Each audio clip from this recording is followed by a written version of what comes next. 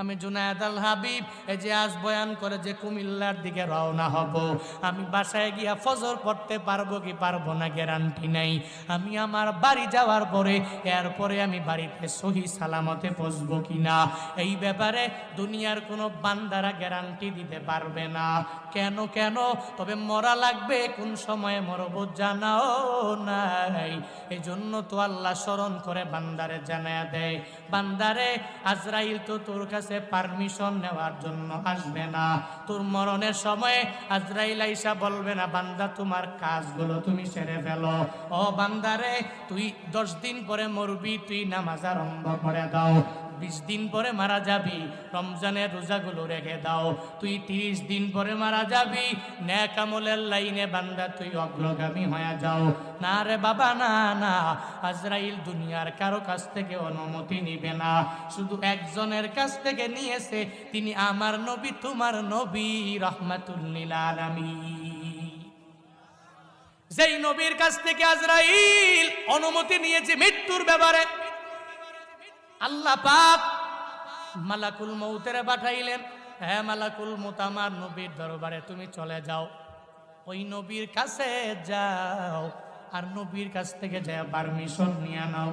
যদি নবী পারমিশন দেয় তাহলে নবীজির রূহটাকে তুমি কবজ করে নিয়ে আসবা, আর যদি নবী পারমিশন না দেয় তাহলে রূহটাকে কবজ করবা না। আল্লাহ পাক ওই নবীর রূহটাকে কবজ করার জন্য পারমিশন নিতে যখন তারে আদেশ দিয়া দিলেন, যা রে যা, ও মালাকুল মউত আমার নবীর দরবারে তুই চলে যাও, চলে যাও।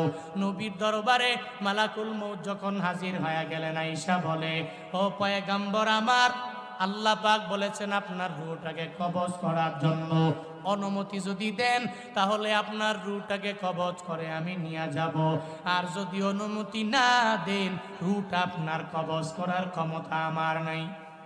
মদিনাওয়ালা নবীকে বললেন, নবী ডেকে বলে, ও আজরাইল, আমি তোরে পারমিশন দিব না। বলে, নবী গো, কেন কেন পারমিশন দিব না? কারণ জানা লাগবে।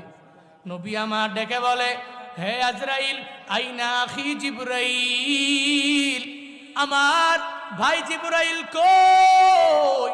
আমার ভাই জিবরাইলের একটু আমার দরবারে খবর দাও, আমি তার সাথে একটু কথা বলা লাগবে।